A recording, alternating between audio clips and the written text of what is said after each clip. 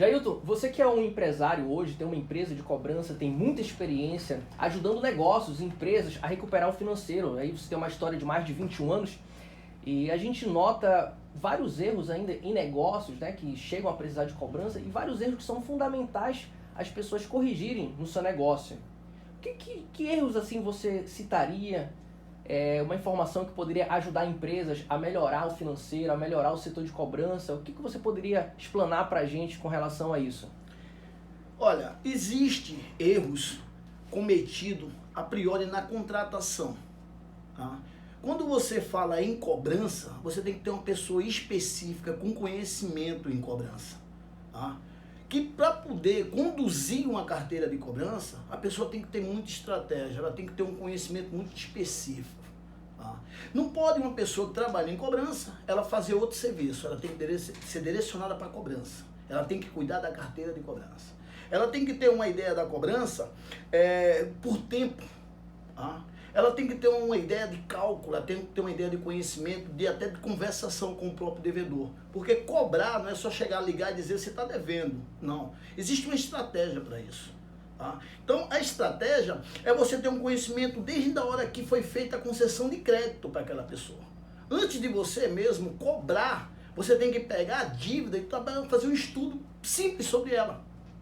Tempo da dívida, entendeu? Se é um cliente da casa há bastante tempo, você tem uma modalidade de poder cobrá-lo. Se é um cliente novo, por que deram aquela concessão de crédito? Como é que você vai atuar contra ela? Então existe uma situação chamada pessoa. E ela tem que ser uma pessoa direta com a cobrança. Ela tem que ser específica, tem que ter um conhecimento. Tem que ser uma pessoa que use estratégia de cobrar. Ela tem que ter até um conhecimento de tempo, sabe, da dívida. Onde a dívida seria uma pessoa que está em atraso ou uma pessoa que está inadimplente. Existe um diferenciado disso. Então, aquela pessoa que está conduzindo a cobrança, ela tem que saber conduzir da melhor maneira possível. Ela tem que ter uma estratégia de percentuais de recuperação. Ela tem que estudar a cobrança para ver se no final de um mês, ou de um trimestre, ou de um semestre, ela deu o resultado. Porque cobrar não é uma coisa tão simples, porque ninguém gosta de ser cobrado. Então aquela pessoa tem que estar bem preparada para poder dizer assim, eu vou cobrar alguém. A gente pode botar no módulo e dizer assim, quem gosta de ser cobrado? Ninguém gosta. Então, se ninguém gosta de ser cobrado, você tem que saber cobrar. E às vezes as pessoas ela está em atraso, ela não é inadimplente. E quando ela recebe uma ligação, ou uma mensagem, ou um e-mail, ou até uma notificação de cobrança, ela se torna um pouco agressivo. Então aquela pessoa tem que saber conduzir. Quando ela tem que ser uma cobrança branda, quando ela vai ligar, que a gente diria assim, ela está com esquecimento, né? Eu digo esquecimento pelo seguinte, a cobrança venceu dia 5, até o dia 10 ainda não foi pago. Ela é inadimplente ou ela está atrasada? Então aquela pessoa ela tem que ter essa noção, tá? De como conduzir a cobrança. E aí eu pergunto para aquela pessoa, às vezes assim, você sabe quando uma cobrança está atrasada ou quando o devedor se torna inadimplente? Então o próprio empresário ele tem que saber quem ele conduz ali para trabalhar a cobrança dele. Porque se ele coloca qualquer pessoa na cobrança, ela pode contribuir para aumentar a inadimplência em vez de dar solução. Entendi. Okay? Você falou muito sobre detalhes técnicos da cobrança ali da prática, né? Agora se coloca no lugar do empresário, que ele quer colocar uma pessoa para cobrar. E acontece muitas das vezes de pegar alguém do financeiro, alguém de outro departamento e colocar para fazer a cobrança. Eu acho que acontece muito isso nas empresas. Sem dúvida acontece. Mas assim, qual deveria ser a visão do empresário para pegar uma pessoa dentro da empresa? Características mesmo, por exemplo, a comunicação, a maneira que a pessoa lidar, tipo, qual seria algo assim mais próximo da pessoa, como o empresário deve analisar o perfil humano mesmo, as características da personalidade da pessoa, para trabalhar na área da cobrança, para aprender essas técnicas, isso na prática? O primeiro ponto é ele contratar uma pessoa que faça só cobrança. Ele não divida as tarefas dela, porque isso aí danifica o trabalho, né? A danificar quando você liga para um devedor e que ele marca uma data para pagar, ou se você liga para um devedor e de repente você não consegue falar com ele hoje, aí você vai ligar daqui a 5 dias de novo, você está fazendo uma cobrança? Não. Cobrança é contínua.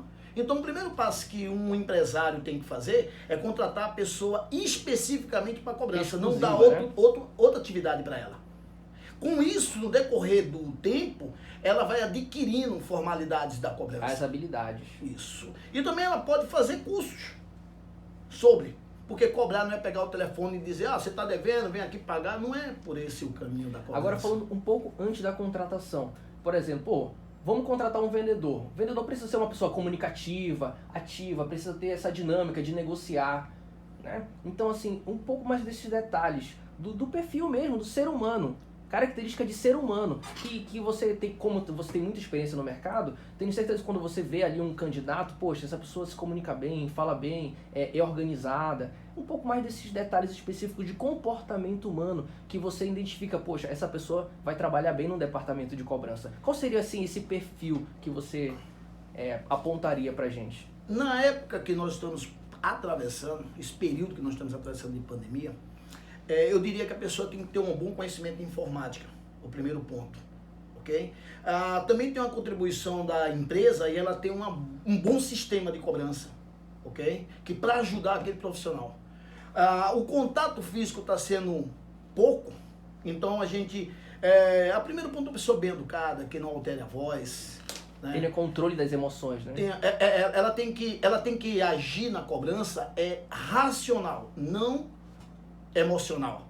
Isso também danifica a cobrança. Eu falo a fase danificar é quando a gente faz a parte, né? Você quebra o elo cobrança, tá? A cobrança em si, a venda, elas se casam. Eu vendo e preciso receber, entendeu?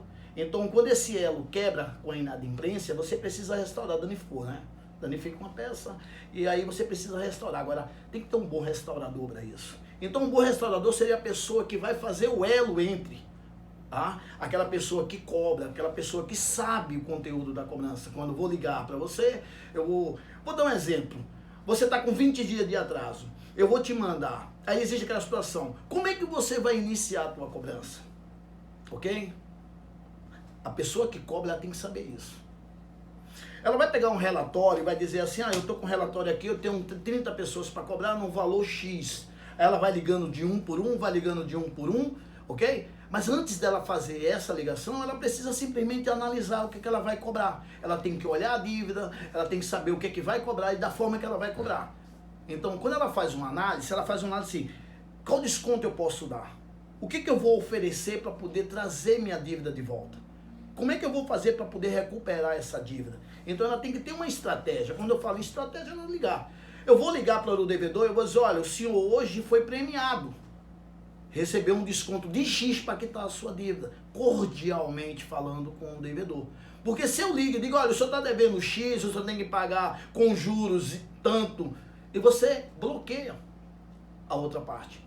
Porque existe o devedor e existe a pessoa que fica em atraso, ok? Aquele que fica em atraso, e se você tiver um período da cobrança, saber o período da cobrança, você vai fazer um comunicado para ele não cobrá-lo. Okay? Então, até nisso, a pessoa que está ali na cobrança, ela tem que saber, eu vou cobrar ou eu vou comunicar?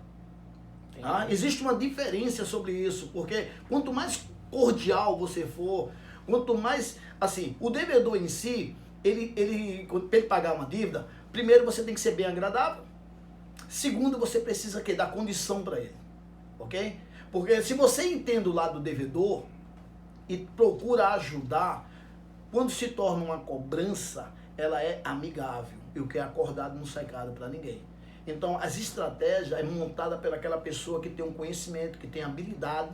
Como é que eu vou cobrar? Não só pegar a cobrança, ligar e dizer, você está devendo tanto, tem que pagar dessa forma. Dê condições. Tá? Formule ideias para poder tratar o devedor, para ele poder voltar a ser seu cliente, ok? E ele não cria uma antipatia sobre a instituição ou a empresa, porque às vezes você cobra, por ninguém gostar de ser cobrado, termina criando uma situação desagradável. E mesmo que aquela pessoa que faz a cobrança não trate o devedor mal, ele vai se sentir tratado mal, pelo simples fato de que está sendo cobrado. Então precisa ter uma ideia do que é cobrança e como se cobra, tá? Então por isso que tem que ter uma pessoa especializada em cobrar.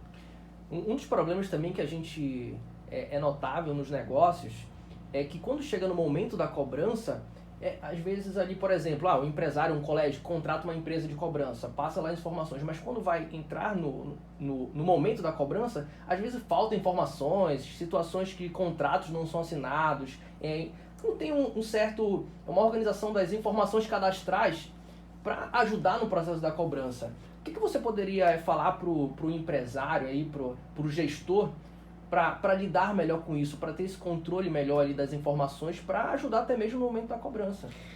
Então, o cadastro, para quem está dando crédito, ele é primordial. Ok? Se você faz um mau cadastro que concede um crédito a uma pessoa que você não tem as informações precisas, você pode gerar um inadimplente. Tá? Ou se ele vier a ser inadimplente, pelo menos você tem onde localizá-lo. Tá? Então tudo começa pela concessão de crédito. As informações são precisas. Tá? Informações hoje que diferenciou de um cadastro, vamos dizer assim, de 3, 4 anos atrás. Vamos botar 4 anos atrás ou 5 anos atrás, você precisava assim, qual é seu endereço? Me dê um comprovante de residência. Não é isso? Isso. Tá? E as pessoas às vezes pensam que comprovante de residência é conta de luz ou conta de telefone. Ainda tem essa filosofia de dizer que a residência é uma conta de energia ou uma conta de telefone. Não. O comprovante de residência é qualquer documento que conte o seu nome. Pode ser uma fatura de cartão de crédito, pode ser um boleto de condomínio que conste no seu nome. Hoje não faz tanto critério a isso, porque você tem N endereços pelas redes sociais. Isso. Então hoje a filosofia da rede social criou uma nova ferramenta de você fazer um cadastro. Então, se você fosse basear hoje no endereço fixo e no telefone celular, amanhã não é o mesmo mais. Okay? Então seria bom sempre com um cadastro, na hora de fazer o crédito, né? Que é o primeiro passo dele vai ser o teu cliente adimplente ou o teu cliente inadimplente. É você colher todas as informações precisas. Se tiver que ter um contrato, o contrato tem que estar dentro de umas cláusulas com assinatura, com testemunha, tudo bem legalizado, tudo bem dentro de uma performance que você consiga não só uma hora cobrar amigável, que seria administrativa, ou como na outra hora você poder cobrar juridicamente. E tem situações da pessoa fazer um contrato, ok? Manda às vezes pela internet, recebe de volta pelo e-mail, mas às vezes sem assinatura, só dado ok. E se for necessário ter uma assinatura? Hoje você digitalizar e mandar a informação, uma assinatura eletrônica, isso já está valendo. Juridicamente você tem essa opção de fazer. Então o cadastro, ele tem que estar literalmente bem preenchido. O contrato ele tem que estar assinado, ele tem que ter as testemunhas. Isso facilita quem vai cobrar. Isso na área da cobrança hoje, você encontra muitos casos de cadastros mal feitos, que não estão completos, contratos sem assinatura. Você encontra muitos casos assim? Eu diria que uma boa leva de não receber a inadimplência conduz a isso. Porque só existe dívida se tiver o devedor. Você pode hoje ter vários débitos dentro de casa querendo recuperar e de repente você não tem um devedor. Por que você não tem um devedor? Porque seu cadastro está falho. Se o seu cadastro está falho e você não tem como localizar o devedor, então você não tem a dívida. Então aquela pessoa que a gente estava conversando, que é especialista, quando ela for cobrar, ela tem que analisar o cadastro, ver se está faltando informação, o que está faltando para ela poder completar e poder localizar o devedor. Porque hoje você vai tentar uma ligação, a gente tem N's. Você pode mandar um SMS, você pode mandar um WhatsApp, você pode mandar um e-mail, você pode ligar.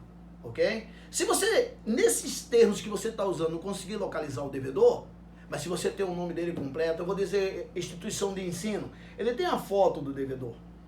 Então, se ele busca na rede social, ele tem um cadastro com uma foto, que instituições de ensino ele usa a foto. Você tem um cadastro do devedor com a foto, e você procurar na rede social, você encontra ele. Então a rede social virou um endereço de você também manter contato com o devedor.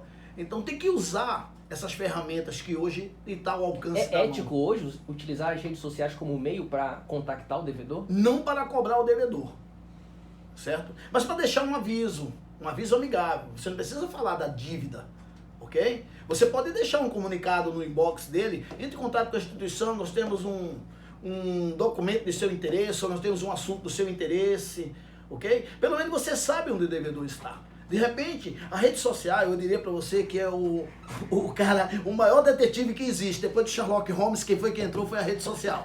Além da rede social ser dedo duro, ele consegue facilitar a vida de muita gente. Então, você pode deixar um comunicado lá. E às vezes na rede social, a pessoa mostra onde trabalha, ok? Tira foto, às vezes, de amigo em comum. Então, que isso facilita.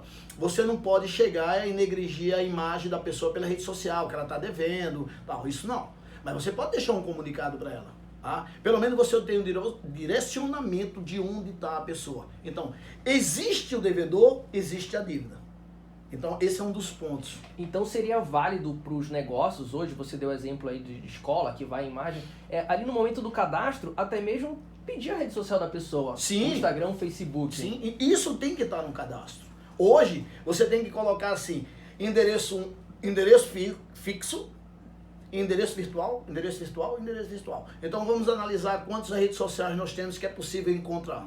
LinkedIn, Instagram, Facebook. Se coloca. Eu acredito que hoje eu diria que 100% das pessoas têm uma ferramenta ao alcance da mão, que é o celular, né? Então, olha, eu vou dizer uma coisa bem interessante para vocês em termos de cobrança. Eu tenho 21 anos na área e vamos falar um pouquinho, vamos evoluir um pouco. Era ligação, a gente tem que fazer ligação, sim, localizar o devedor, ligação, a gente não tinha outra alternativa. Acho que a primeira era aquilo que o cobrador ia na casa da pessoa, né, batia no portão. Esse é o primeiro, né, eu acho que foi o primeiro, aí depois veio a ligação. Aí a gente tem a ideia do in loco, né, era a cobrança feita in loco. Essa in loco, ela tinha efeito, mas eu diria que o que nós tivemos mais em resultado foi quando a gente utilizou em um loco com notificação. Em vez de bater e cobrar, a gente notificava, ok? E você sempre tem um vizinho que gosta de falar bem de você, né? E ajudava bastante, que a gente perguntava assim, fulano mora aqui ao lado? Mora! Entendeu? Então a gente notificava, né? E depois a gente utilizou a ligação, aí hoje você tem infinitas. Hoje eu diria para você que 90% dos contatos que temos para fazer cobrança não é mais ligação. Tanto é que as operadoras telefônicas hoje ela não vende mais minutos, ela vende pacote de serviço. Então facilita muito. Hoje você ligar é uma raridade. As pessoas costumam dizer que quando recebe uma ligação é porque alguém está com saudade ou que ama muito. Então a gente está com muita saudade dos devedores, então liga com ele. A gente está aqui em Belém do Pará, né? E a gente sempre tem aquelas situações de, ixi, se é ligação de São Paulo é cobrança, né? E a gente vê que a maioria das pessoas não atende a ligação, porque já imagina que é cobrança. Então, digamos assim, dessa porcentagem mínima que ainda é feito por ligação, há uma rejeição muito grande de pessoas não atenderem? Como funciona um pouco essa dinâmica? Ó, o devedor em si, ele pode até atender a primeira ligação. A rejeição vem da segunda ligação em diante. Ele já sabe qual é o número. Se for cobrança, ele vai ter a opção de... Por isso que eu digo que aquela pessoa que cobra, ela tem que ter um conteúdo muito plausível para ofertar. Se ela tem um conteúdo plausível para ofertar, ela vai ligar a segunda vez, ele vai atender. Porque hoje o devedor, ele quer condições de pagar. Não adianta você ligar para o devedor que ele está devendo R$1.000, aí você liga com ele, fala que ele está devendo R$1.000, daqui a pouco está em 1.500, se ele não pagou 1.000, como é que ele vai pagar 1.500? Então a conscientização é daquela pessoa preparada para poder fazer a ligação. Então ela tem que estudar a cobrança, dar condições da cobrança, que é para poder ela fazer uma ligação e ser atendida novamente. Mas hoje eu digo para você que se você faz a primeira ligação e ele atende, o próximo contato vai ser WhatsApp, ou vai ser Instagram, ou vai ser Telegram, mas ligação não vai ser mais. Já não vai ser mais. Já não vai ser mais. Ele tem a opção de conversar através do WhatsApp, que facilita muito, né? Então, aquela pessoa ela tem que ter um conhecimento hoje de informática grande, ela tem que ter um conhecimento na cobrança grande, ela tem que ser estrategista para poder cobrar. Não é só você pegar a cobrança, é você estudar a cobrança para como você vai cobrar. Isso contribui muito para você ter um resultado satisfatório. Digamos que o empresário ele tem que ter essa atenção, né? Por exemplo, ali no momento do cadastro. Por exemplo, quando o aluno vai numa escola, que é feito todo um cadastro, todo um processo de contrato, é interessante o empresário foco, né, de pessoas capacitadas e atentas nesse procedimento, porque se aquilo for mal feito, é dinheiro que não vai estar no caixa dele. Eu acho que eles começarem a ter essa visão que um cadastro mal feito é menos dinheiro no caixa dele, com certeza vai diminuir os problemas de cadastro, né? Sem dúvida, sem dúvida. E ele pode também analisar um efeito se ele acompanhar. Ele não pode só acompanhar o relatório. Vou citar um exemplo bem claro. Se você tem uma carteira de cobrança, uma carteira de adimplente, que vence dia 5 de cada mês e outra 10 do mês, ok? Aquela pessoa de cobrança, dia 5, ela vai puxar, ver os boletos que foram pagos, ok? Ela vai ver o adimplente. Ela só vai conseguir ver quem está em atraso, não é inadimplente ainda, é em atraso, com 24 horas, ok? Se ela passar para o diretor dela, ou o responsável direto pelo financeiro, no dia 6 ou 7, vou dar um exemplo, eu tinha 100 boletos que eu enviei, e desses 100 boletos, 60 pagaram e 40 não pagou. Tá? Então 40 está em atraso. Se eu dou um relatório com 2 dias depois, vamos dizer, venceu dia 5, eu dou dia 7. E aí eu tenho 60 que pagou, 40 que está inadimplente. Perfeito. Aí eu tenho uma pessoa de cobrança que ela me entrega um relatório. Quando for dia 10, ela me entregou, olha, dos 40, mais 10 pagaram. Perfeito. Você tem 30% que está em atraso. Ok? Esse 30%, quando passar dos dias 15, ele está caminhando para uma inadimplência. Tá? A pessoa que trabalha com a cobrança, ela tem que quebrar esses 30% em recuperação e não deixar fazer um acumulativo para o próximo mês. Ok? Ela não pode fazer isso. E onde que ela vai conseguir esse paradigma de quebrar esses 30% em recuperação? Ela tem que fazer uma análise de como é que vinha a cobrança dela nos meses anteriores. Qual que é o percentual de atraso dos meses anteriores que deixam de pagar? A pessoa que trabalha com cobrança tem que conhecer isso. Tá? Eu tive 100 cobranças no mês, ok?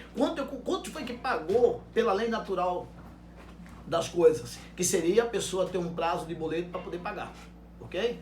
Então, se ela ficou 30% sem receber, ela tem que fazer um acompanhamento. No mês passado, quanto foi que eu tive de percentual que não pagaram? Que ela agrupou. O que é agrupar? É passar de um mês para o outro. Os vencimentos se juntaram.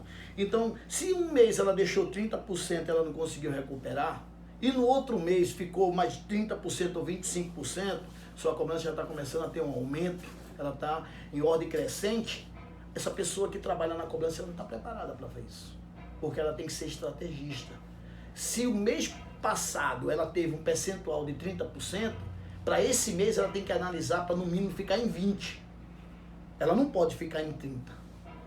Se ela chegar em 25%, ela está usando algum método para poder resolver. Esse contexto aí a gente entra na questão de que tem um momento que a dívida é atrasada e tem um momento que ela se torna inadimplente. Se torna inadimplência. Então, digamos que a pessoa que é responsável pela cobrança, ela tem que saber fazer esse procedimento inicial, né? Executar tudo isso, porque tratar ali a dívida atrasada para que ela não entre como inadimplente, né? Cobrança é contínuo. É continuadamente. Se você começa uma cobrança, vou dar um exemplo, no mês de janeiro, você começa a cobrar no mês de janeiro, ok? Quando chegar em fevereiro, no final de janeiro para fevereiro, você vai ver o percentual que ficou inadimplente. Você vai ter uma quantidade, ok? Vamos trabalhar em percentuais. Existem 2 situações. Melhor 3. Você tem um percentual sobre o montante, ok? Você tem o número de pessoas que estão inadimplentes, você tem um valor de inadimplência. Essas três situações são muito importantes. Você saber o percentual sobre toda a dívida que você estava cobrando, a quantidade de pessoas que estão indo para a inadimplência e o valor da inadimplência. Quando chegar no mês seguinte, você tem que fazer esse mesmo acompanhamento para ver se você aumenta o percentual, aumenta o número de pessoas e aumenta o valor. Então a pessoa tem que estar preparada para fazer esse estudo, sabe? Ele tem que estudar e saber que, eu tô com 2 meses, ela ou estagnou, ficou na mesma percentual e são os mesmos devedores do mês anterior, ou ela pode ter um acréscimo. Ela tem que trabalhar para redução e não para aumento. Porque se essa pessoa que está trabalhando nessa cobrança, ela mantém uma base, a cobrança estagnou, porque são os mesmos inadimplentes. Ela precisa trabalhar a cobrança. Ela precisa agir sobre a cobrança. Porque ela não está fazendo cobrança. Ela está esperando os boletos, ocasionalmente, ser pagos em datas. Tem pessoas que não têm condições de pagar no dia 5, mas ela vai pagar no decorrer do tempo. Né? Ela vai pagar no decorrer dos dias. Então, o que a pessoa que trabalha em cobrança tem que fazer? Ela tem que fazer o estudo que é para redução. Ela não pode deixar agrupar. Ela tem que trabalhar isso. Tá? Deu para você entender a lógica de o inadimplente e o atraso. Tem alguma regra que define o tempo de que, por exemplo, venceu, se torna uma dívida atrasada, certo? Certo. Não pagou. Tem alguma regra, pô, a partir do momento que venceu, um exemplo, há 30 dias já se torna uma inadimplência? Tem alguma regra com relação ao tempo? Quando agrupa. Tem um detalhe muito bom, que é o tempo do boleto.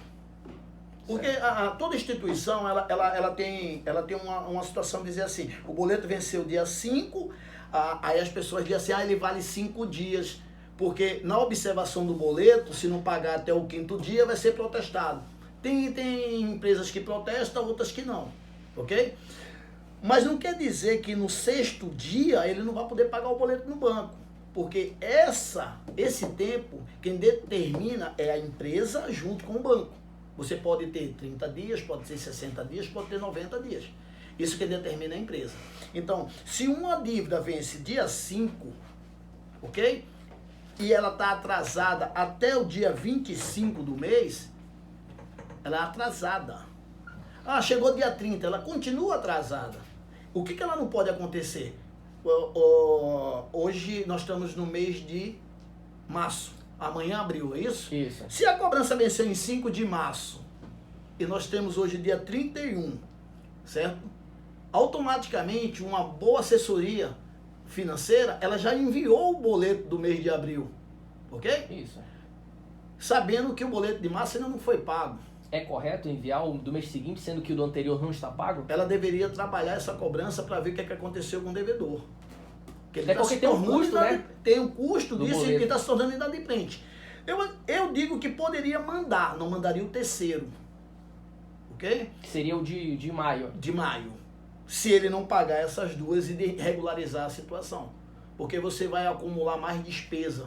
Hoje as empresas têm um custo, né, para emitir boleto. Isso. Talvez se as empresas, assim, por exemplo, não tem controle desses procedimentos de cobrança e só fica mandando e-mail, os boletos, né, para os clientes. Manda os boletos. Seria uma alternativa até para a empresa reduzir um pouco o custo, não ficar mandando boletos para as pessoas que estão acima de 2 meses, inadimplentes? Por isso que ela teria que ter uma pessoa especializada e com conhecimento para isso. Então é algo que faria diferença, tipo, não tem esse custo de ficar, o ano tem 12 meses, a pessoa ali já está 2 meses atrasada, vou ficar mandando mais boletos do resto do ano? Faz sentido? Existe uma ideia de poder trabalhar esse custo, fazer um custo-benefício. Às vezes o empresário não quer investir, né? E se torna muito mais caro esse não investir em pessoas especializadas e com conhecimento, que no final das contas, que ele for ver na inadimplência dele, ele pagou 10 vezes mais ao que se deveria contratar uma pessoa especializada. Então isso é perca. Por quê? Todo mês, se você tiver um boleto, na hora que você emite o boleto, tem banco que trabalha na compensação. Boleto pago, ele tira o valor que é o boleto. Varia muito os valores, né? Porém, existe a baixa. Tem banco que trabalha com pacote. Você pode mandar 50 boletos, é um valor X. E tem banco que trabalha por unidade, né, de boleto. Ele pagou um valor por a emissão do boleto, né? Se compensar a pessoa pagar, ele vai pagar um valor. E se quando não se paga, que ele está em atraso ou vira inadimplente, você vai pagar por baixa. Porque se você tiver um prazo de 30 dias para poder pagar o boleto no banco, ok? Se você quiser que ele vá até 60 dias, você vai pagar a renovação. Se você for baixar, você vai pagar a baixa. Em todo o tempo você vai ter um custo com aquele boleto. É bem simples. Vamos dizer assim que você tem um boleto que seja de R$50, ok? Certo. E vamos dizer que seu banco cobre na baixa R$2, tá? E na renovação R$1,70. Se você vai renovar, seu boleto de 50 reais, ele virou 52. Porque o banco já lhe descontou 2 para renovar. Isso. Ok? Se não pagar no segundo mês, seu boleto vai ficar R$ 53,70, porque você vai ter que pagar a baixa. Então, aqui você já está aumentando o seu custo. Isso. Não é isso? Então, o que a pessoa de cobrança tem que fazer? Ela não pode deixar fazer esse custo-benefício. Ela tem que tentar conduzir a cobrança para uma redução. Então, não é mais fácil dar um desconto para o devedor, não é mais fácil você entrar num acordo, porque não é só o valor que nós estamos falando aqui, nós estamos falando em tempo. Você tinha uma cobrança que você poderia receber, vou dizer, há 60 dias atrás. Tá? E isso aí faz diferença no caixa das instituições, faz diferença no caixa da empresa. Nós estamos falando em um boleto de R$ 53, não é isso? Mas quantos boletos você tem ao mês que pode pegar esses R$ 3,70 e multiplicar pelo número de boletos que está inadimplente? Se você tiver 100 boletos inadimplentes no mês, como é que fica? Você vê o custo quanto dá? Então você tem que ter sempre aquela pessoa especializada, a pessoa que tenha conhecimento na cobrança, pessoa que tenha estratégia para poder cobrar. A gente vê que empresas têm departamento de cobrança, às vezes não tem só uma pessoa, tem um departamento de cobrança ali, dependendo, né, do tamanho da empresa. E eu tenho certeza que, principalmente quando se trata do varejo, se torna o volume de cobrança se torna muito grande. E empresas assim, tipo, eu não sei, tem empresas que se mantêm ali com mesmo, tem 2 funcionários, 5 funcionários atuando na cobrança, mas qual seria o momento ideal para a empresa recorrer a uma empresa de cobrança, né, especializada em cobrança, para atuar nessa massa, né, nesse volume de cobrança? Porque eu acredito que chega um momento que se torna ali, a empresa não consegue mais cobrar todo mundo, tipo varejo. Pô, emite crediário, boleto por milhares de clientes. E às vezes só a equipe ali interna da empresa não consegue atender isso. E qual seria assim o gatilho para a empresa recorrer a uma assessoria especializada de cobrança? Então, existe um tempo para poder a cobrança ficar dentro da instituição, dentro da empresa. Porque assim, quando você não coloca uma pessoa que tem conhecimento em cobrança, que ela não tem estratégia, que ela não trabalha a cobrança, existem 2 lados na cobrança. Uma que é emocional, quando a pessoa que cobra termina ficando amigo ou conhecido e tem um vínculo fora profissional com aquela pessoa, que facilita muito, ok? Onde ela deveria trabalhar racional. A cobrança ela tem que ser racional, tá? É uma artéria da empresa muito importante, porque a maioria das empresas às vezes se preocupa em vender. Eu lhe pergunto, quantos cursos de cobrança você vê na internet? Olha, eu nunca pesquisei não, mas eu nunca ouvi falar. Agora me diga, quantos de vendas você vê? Ah, meu amigo. Entendeu? Então existe um gatilho aí, vender. Aí eu pergunto, quem cobra? Por que não especializa as pessoas em cobrar? Existe uma prevenção na cobrança que você não pode deixar a cobrança ela agrupar.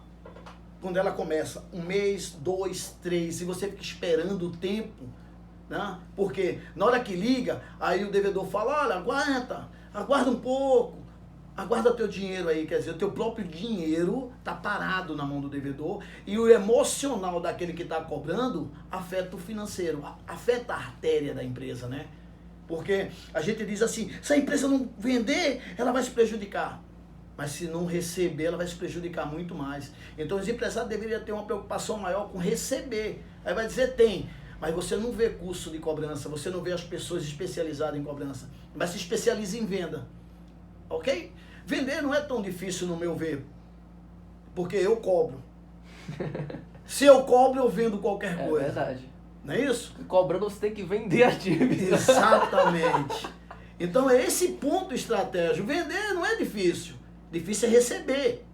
Agora entra para onde? Para o cadastro. Se você faz um mau cadastro de uma venda, você não vai receber. Ok? Tem uma história que eu vou lhe contar de uma venda que foi feita, e na época eu fazia consultoria de uma empresa, e a pessoa pediu para comprar 100 mil reais. Aí eu neguei o crédito, ok? Neguei o crédito. Então ele chegou e falou que queria 50 mil reais. Eu falei, não, sua primeira venda vai ter que ser em dinheiro, ok? Aí ele pegou, falou que não tinha, tal, deu uma garantia, fizemos com a garantia real e foi feita a venda dele de 100 mil. Até aí tudo bem. Ele pagou os 100 mil e deu a garantia O que aconteceu? Eu era responsável pelo primeiro impulso da liberação, ok? No segundo impulso, que foi a segunda venda, ele voltou a pedir 100 mil e foi concedido o crédito para ele de 100 mil. Mas ele tinha pagado o primeiro? O primeiro ele pagou, ok? Já tinha credibilidade. E ganhou credibilidade, que é muito que acontece. Acontece em instituição, que o pai vai lá na instituição, vira amigo, tal, aí cria uma história, ok? Não existe história, não existe amor sem dinheiro, né? Tem uma história, tem que ter o dinheiro. Então o que aconteceu? Isso aí foi até um estudo piloto para mim. Quando ele foi concebido o segundo crédito dele de 100 mil, o que ele fez?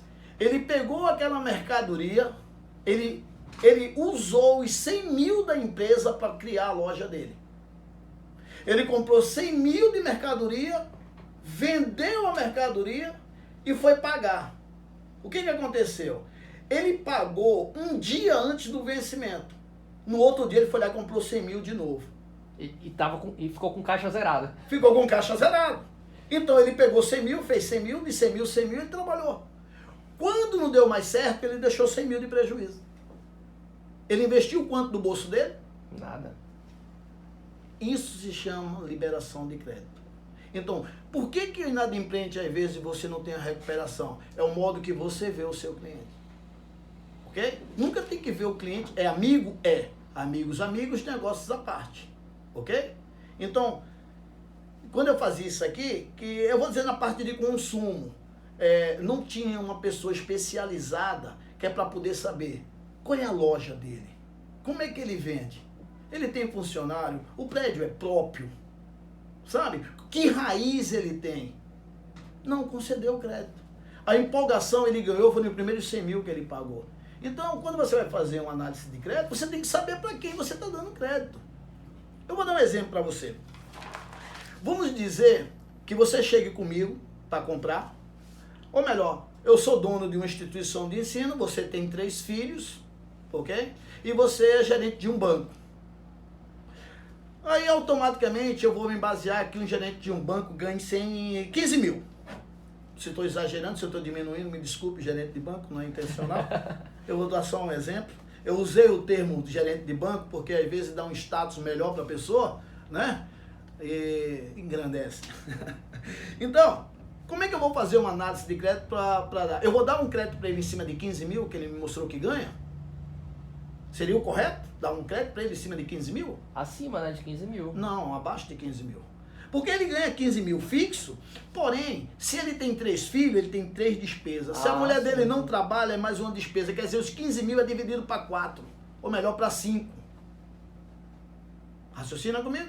Porque aí, esse valor seria o total, né? Mas total. A análise do crédito seria baseada no que ele poderia pagar por mês? Não, seria baseado no perfil socioeconômico.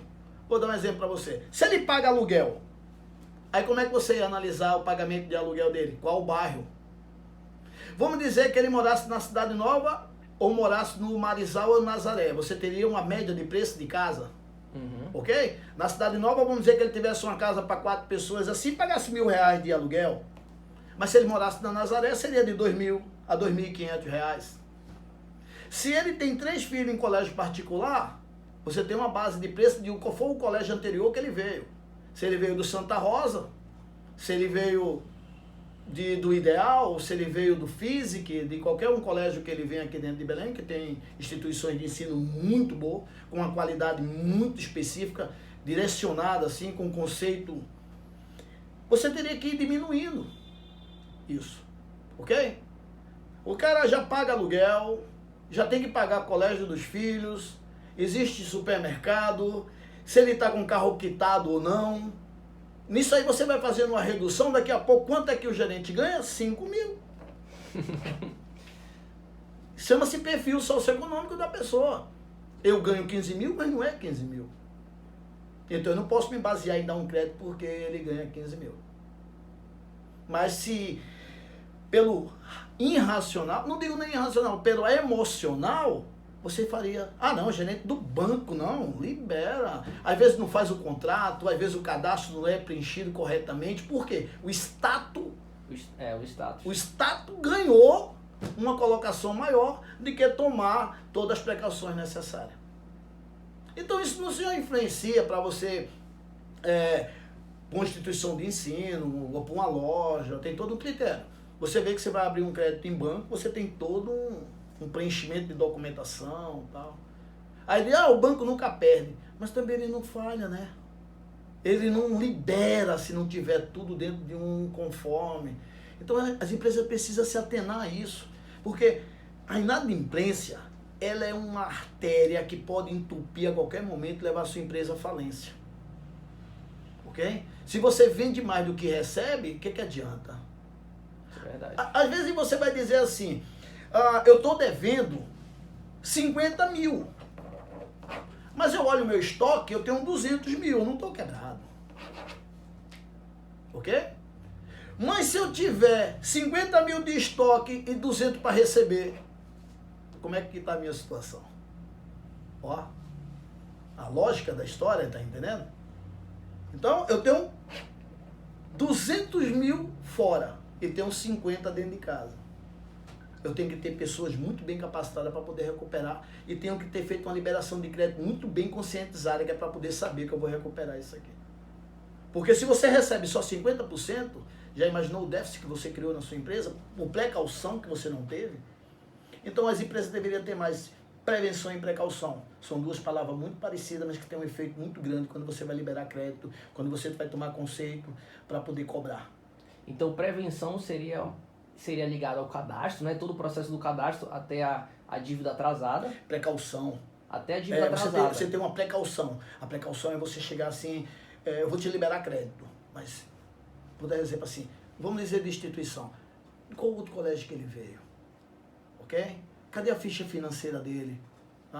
Vê o histórico. Eu não sei se vocês atenam a isso, que as pessoas às vezes ligam, antigamente ligava para a empresa, ele é teu cliente, tal, como é que foi o pagamento dele, se torna uma referência? Aí eu pergunto, se ele vai fazer esse contexto, tem que tomar todas essas precauções, tem que tomar todo esse cuidado. A prevenção, ela já vem na parte já que está encaminhando para o atraso. Ok? Qual é a prevenção? Opa, atrasou. Até chegar num período que você me perguntou, quando é que a empresa deve recorrer a uma assessoria especializada de cobrança? Ela não deve levar a sua inadimplência a mais de que 90 dias. Até 90 dias. Até 90 dias seria o ideal. Por que 90 dias? Veja bem. Você vai ter o primeiro vencimento, ok? Que vai se agrupar ao segundo, para ele virar inadimplente. Ok? Você tem 30 dias. Ele já virou inadimplente, você tem que trabalhar ele. Porque você deu um segundo boleto para ele do mês seguinte. Então ele vai ter mais 30 dias aí com o boleto na mão. Já existiu situação dele pagar o boleto do mês e deixar o outro anterior, que a gente chama aquele pula-pula, né? Ele paga um mês, não paga o outro e assim ele vai lhe levando no banho-maria. Por isso você tem que esperar esse período, o que é que vai acontecer. Isso é muito comum, acho que principalmente em escolas, né? Exatamente. Em escola acontece bastante isso, ok? Então, você tem que esperar esse período. Se por um acaso acontecer isso, dele pagar, você tem que saber trabalhar o outro mês dando desconto para ele, ou chamando ele para uma boa conversa, tentando flexibilizar e perguntando o que é que aconteceu, que às vezes ele não é um devedor, ele simplesmente teve um problema que ele precisa de ajuda a ser solucionado esse problema dele, ok? Agora, se vence o primeiro mês, o segundo mês está encaminhando para o terceiro mês, aí sim. Eu não estou dizendo que é o terceiro mês a cobrança, eu estou falando o período de 60 dias. Veja bem, você tem um primeiro vencimento que se agrupar com o segundo vai dar 60 dias. Isso. Ok? Quando sair de 60 dias, está encaminhando para quando? Para 90. Isso. Já é a hora de procurar uma assessoria de cobrança para cobrar os 2 meses que está em atraso e deixar esse mês aqui, que vai ser o terceiro mês da inadimplência. Então, em 90 dias, ok? Não é que vai vencer a terceiro vencimento para ele ficar devedor. Pelo seu prazo bancário, que seria, vamos botar aqui, 30 dias, não agrupar para o quarto mês, ok? Você não agrupa para o quarto mês, você vai pegar o primeiro mês, que seria, vamos mudar o exemplo, 5 de março, aí está chegando 5 de abril, você já encaminhou o boleto para ele, então ele não pagou março, Você vai ter que estar trabalhando essa cobrança. Ele saiu de devedor em atraso para inadimplente, porque agrupou. Ok? Quando abril, ele não pagar no decorrer do mês, que der 10 dias, ele já não é atraso. No segundo mês, ele já é inadimplente. Ok? Veja bem, no primeiro mês, quando ele atrasa 10, 15, 20 dias, ele é atrasado. Ele está em atraso. Certo. Quando agrupa, ele vira inadimplente. E se ele não pagou no dia 5 de abril agora, ele já, dia 10, ele já é inadimplente porque ele já está do mês anterior. Então, quando chegar em maio, isso já tem na hora de procurar uma assessoria. Para você não deixar, porque quanto mais tempo passa, pior fica a cobrança. Ok? Então, você não pode deixar mais do que 90 dias. Ainda mais quando o devedor ele liga para você, inventando desculpa, pedindo prazo. Você já deu mais prazo do que ele poderia ter. Né? Você já deu prazo. Olha só, a dívida dele vai vencer 5 de abril. Tem instituições que mandam a cobrança com 20 dias, manda o boleto com 20 dias de antecedência, 10 dias de antecedência. Tá? Ele quer mais prazo para quê? Porque se o primeiro ele já teve 30 dias, no segundo já está passando para 60. Ele vai querer mais prazo para quê? Eu lembro vocês que na época que trabalhava-se com cheque, que eu acredito que muitas pessoas possam ter conhecimento e outras não, qual é a vida útil mercantil de um cheque? Sei, 30 dias? Não. São 6 meses numa concessão para prescrever e fora do estado 7. 120 dias, né? E fora do estado 7 meses. Ok? Então, veja bem, uma dívida prescrita. Aí você vai querer esperar também num boleto, esperar 6 meses para poder receber? É muito complicado quando o devedor está lhe devendo 6 meses e aí ele diz assim, de uma hora para outra ele vai te pagar. Uma coisa é certa, ele pode até lhe pagar, mas não todo de uma vez. Era mais difícil então de cheque do que boleto, né? Pelo tempo, né? Que fica sem... Depende, porque tinha uma falha no cheque que quando a pessoa passava um cheque, ele pegava, quando não tinha condições de pagar, ele mandava sustar o cheque, né? Isso. Aí as pessoas ficavam agoniadas, achando que com o cheque sustado ficaria ruim para poder receber. Você sabia que entre a linha 11 e 12 de um cheque, o melhor para receber seria 21, que é o sustado? Mas por quê? Porque ele sustou para não prejudicar o nome dele. Ok? Aí o que é que você faz? Mandaria para o cartório. Seria até mais fácil para entrar com uma ação judicial, né? Literalmente. Você pegava o cheque na sua plenitude dele, na sua vida útil, antes da prescrição, e protestava o cheque. Interessante. Então, existe... Aí, isso são estratégias, isso são conhecimento de cobrança. Ou você que tem você tem uma empresa de cobrança, né, há mais de 20 anos, e assim, qual seria o potencial de recuperação com uma empresa especializada? No caso, você tem uma empresa de cobrança. Eu não sei se você pode compartilhar essa informação, mas, por exemplo, qual seria a média de recuperação hoje que você recupera dos seus clientes? Quando uma empresa que vem trabalhar conosco, ela faz a precaução e a prevenção, e seguir um conceito que a gente ensina, segue uma linha de raciocínio junto com a assessoria, nós temos uma recuperação de 85%. 85%? 85%. De um ano para o outro, vou dar um exemplo vamos que nós começaremos a trabalhar o ano de 2020 e ela vai entrar na precaução. Vamos tentar recuperar o ano de 2020 dentro das inadimplências que restaram, né? Porque muitas instituições, às vezes, vou dar um exemplo de colégio, os pais ficam, ou a instituição, quando tem uma pessoa especializada, ele passa o ano inteiro sem pagar a instituição e chega no final do ano, ele quer desconto e ainda quer parcelamento para matricular o filho. E quando a instituição não faz, existe uma briga para isso, como se a instituição fosse obrigada a fazer. Aquela instituição não teve a prevenção nem a precaução. Ok? Então, quando a gente começa a trabalhar isso, quando a gente começa a trabalhar essa parte, a gente vai pegar a cobrança de 2020, fazer um pente fino nela para ver o que é recuperável, o que não é recuperável, do ano anterior, 2020, e entra no processo de precaução e prevenção, que é não dar tempo à cobrança. Um exemplo, aquele pai que passa o ano inteiro sem querer pagar, certo? Usando da boa fé da instituição, ele simplesmente chega no final do ano para poder querer parcelar ou pedir desconto, porque tem umas instituições que, se você pagar no dia, você tem um desconto. Depois do dia de vencimento, vai o valor cheio. Isso. Ok? Então tem pai que quer pagar no final do ano com desconto e parcelado. Esse é o melhor cliente que uma instituição poderia ter, né? Eu sei que não. Porém, quando ela trabalha com assessoria, a gente vai tentar recuperar, como eu falei, o ano de 2020. E quando chegar em 2021, nós vamos montar uma estratégia. Ok? Vou dar um exemplo que, vamos dizer que ele esteja devendo janeiro, fevereiro e março.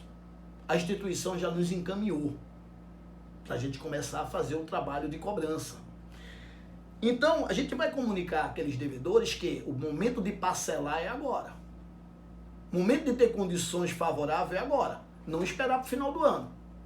Porque a instituição termina perdendo com isso. E perdendo muito.